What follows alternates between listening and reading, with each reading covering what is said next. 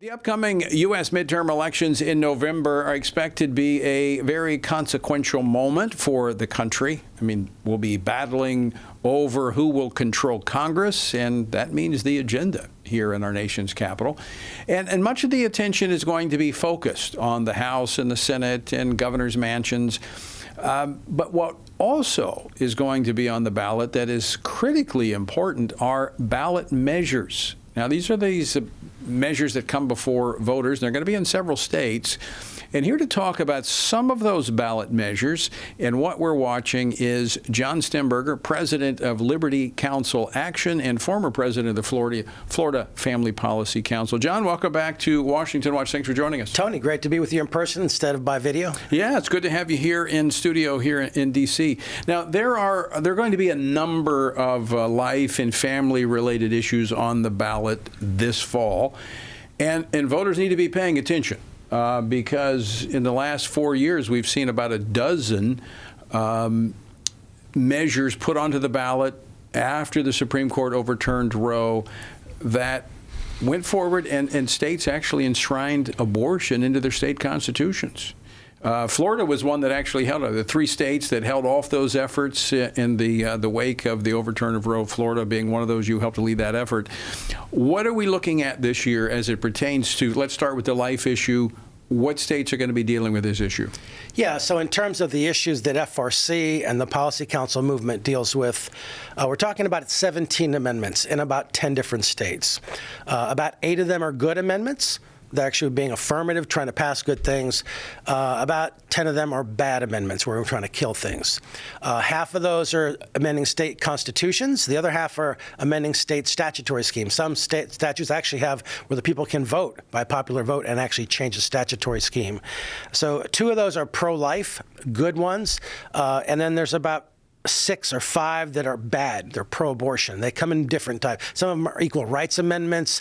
Some are reproductive freedom amendments. Some of them are disguised different things. But that's a good breakdown. There's also some really good positive ones in some states trying to say, hey, let's get men out of women's sports straight up on the ballot. This is a very popular issue. Right. And also ones trying to ban transgender surgeries and treatments for minors, which are also very positive as well. Let's start with the issue of life, where we've got some states where, once again, we see the pro-abortion industry, the crowd putting abortion onto the ballot, trying to get it into the state constitution. One of those is right here next door to us in Virginia. We've talked about that on the program, but this is a big one. Talk about that. Virginia's going to be an enormous battle. There's a lot of money involved. There's a lot of political power. It's close to Washington, D.C. It's a historic state. It used to be a battleground state, but it's going to be tough. Victoria Cobb is doing an amazing job there, leading a coalition, a large coalition of leaders. I'm trying to defeat it, but it's very cleverly worded, trying, again, to deceive people. It's not what you think it is. When you see these things, you're not actually seeing the actual language that goes into the Constitution. You're seeing a summary. And of course, there's Democratic control of the legislature and the governor, so they're doing everything they can to manipulate it. It has to pass out the legislature twice. They've done that, so it's going to definitely be on the ballot in November. And people from Virginia, voters in Virginia, need to watch out for it and vote no on this reproductive freedom amendment. Now, you mentioned that it's not what it seems. Talk about that a little bit in Florida as you took on the ballot initiative there that the pro-abortion community was pushing. Number one, they failed to define the terms. They are intentionally deceptive. Yeah. You'll find some amendments that'll have 10, 15, 20 definitions. Yet it's curious, these culture war amendments that kind of slip them through, there's no definitions at all. So we talk about something like health. Well, the problem with the word health is that's always a buzzword that basically means abortion on demand for any reason, including depression or, any suicidal anything. It's just basically so broad. Right. As we had talked about earlier today, when Roe versus Wade was decided, a companion case, Doe versus Bolton, was decided, and the Supreme Court was trying to figure out the word health was a hospital abortion case, and they used an way back then, extremely broad definition of health, borrowing from the United Nations. And so it includes something like a headache, any kind of dysfunction, or any kind of, discomfort. What pregnant woman is not going to have some kind of discomfort, right? And so this comes with the territory of being pregnant. So basically, anytime you see the word health in an abortion amendment, it's always bad, because it doesn't matter what they talk about, viability or anything like that. As long as it says health, then you know it's going to open it up for abortion on demand for any health reason. One of the other terms they often fail to define is when it comes to a healthcare provider. Yep. Healthcare provider. That doesn't have to be a medical doctor, does it? It could be an abortion clinic worker who's not even a medical person. And this is a very vague term. It's a term that means abortions could be provided by a non-medical provider. I can't even imagine any mother that would want her daughter engaging in that kind of a procedure without medical oversight. It's absolutely insane. And you think that the feminists and the women's rights people would want to have medical intervention, even if they're going to get the procedure, but they don't. They're stripping it down. So we're basically sending these abortion pills all over the country, from other countries into the United States, no medical oversight whatsoever, and it's tragic. That's a really good point, because as the Supreme Court overturned Roe, the cry from the abortion crowd was that, women are not going to have access to abortion. We've got to enshrine these into state constitution. We've got to fight back on this. Well, the reality is abortion rates are skyrocketing. Prior to the overturn of Roe, there were 930, these are according to the best statistics out there, actually the abortion industry's own statistics, 930,000 abortions the year prior to Roe. Last year, it was 1.14 million, and on this year, so far, in 2025, the number, that was 2024. 2025, the numbers, as they're being tabulated, are actually running even higher. So the numbers of abortion, it's even though Roe was overturned, so it has not limited access, and of course that's being facilitated in large part by the federal policy in place that's allowing abortion by mail through these pills. So if you're in Virginia, be paying attention. There's going to be a lot of discussion about that over the next several months. Idaho is another state where they're trying to, it's a very pro-life state. They've got some good pro-life laws, and they're trying to overturn those and put abortion into the Constitution. Idaho has some of the strongest pro-life laws in the country, actually. And the pro-abortion movement has raised over $1 million, and that's a very, very significant number. Somebody on the ground there told me that you can get a legislative seat for $20,000. So you can do a lot of damage with $1 million. They're going in with force, but we want folks all over the country to basically see how they can help our friends there in Idaho defeat this. We can do these, Tony. We don't need the same kind of money they do, right? But we need people to step up and fight. Well, we need pastors preaching about right. this. This isn't a political issue. This is a moral and a spiritual issue, especially in the wake of the Lord answering our prayers for nearly 5 decades to see abortion, the court reverse its position on abortion and allow the people to speak into this. Lord gave us grace and mercy, and I'll be honest,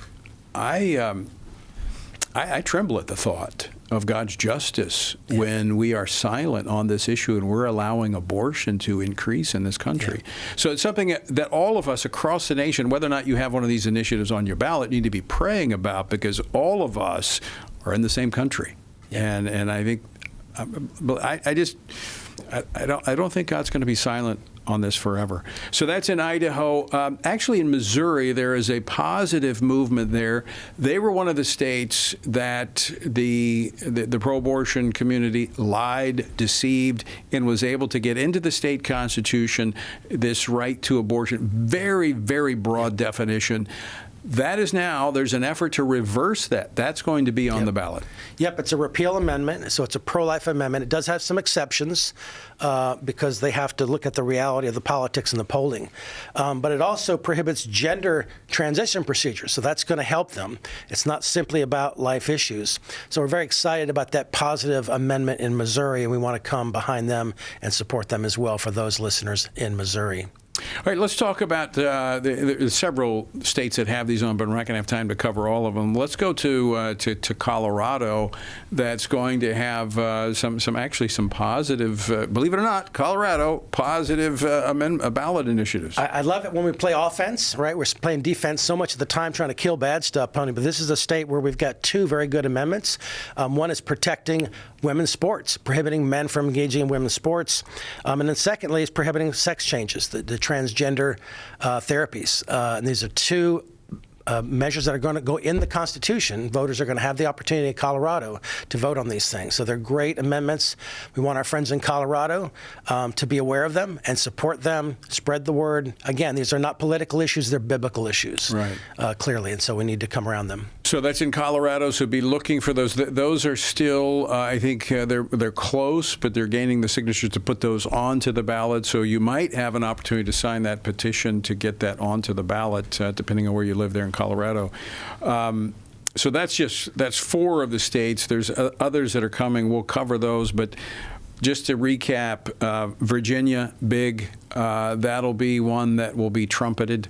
Of course, Idaho, very pro-life state, could be very discouraging to the pro-life community there to see this advance. But really, at the top of my list, John, is Missouri, to see this overturned.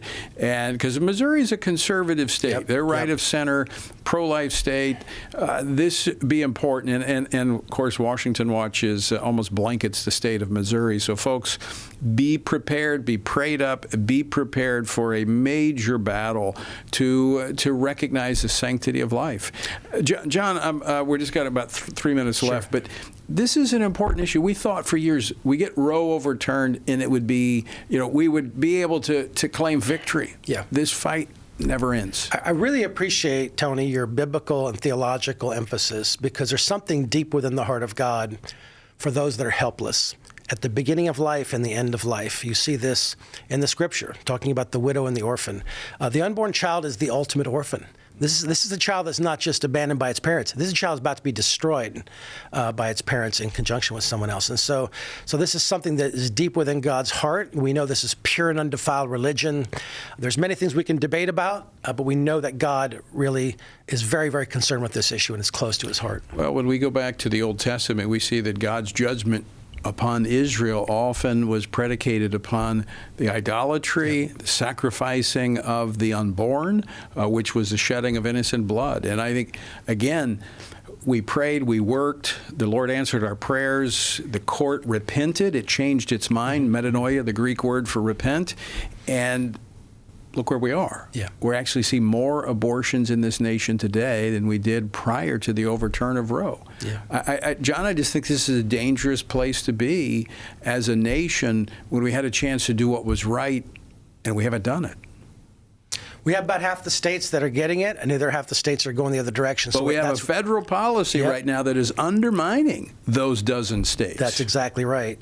But we need to get in these states and get in these battles, find what's going on in your state, go to frc.org and figure it out. We'll provide the information we have. We have a complete data on all the states that have these battles, and we want people to know what's going on. Yeah, well, John, I appreciate your work. I appreciate you being here today. And I didn't mention, but you've done some great work on the chemical abortion drug, and why everyone should be concerned about it, because the fact that most of these babies are being discarded in our wastewater, not being filtered out, there's some concern that this is polluting the water that people drink all across this nation. There is. 700,000 women are being instructed to deliver their babies in the toilet. These are going into the water filtration systems, into city water sewer plants. The mifepristone is synthetic. It does not dissolve. It continues to live on. We're dealing with the EPA. We met with the FDA. We're talking to the White House. They're actually in the process of studying pharmaceuticals in the water now, so we're very excited about the second MAHA report, which required them to do that. So it's another thing. Check out abortioninourwater.org for more information about that. There's no escaping the consequences of that. John Stemberger, thanks so much for joining us. Appreciate the work. Appreciate it.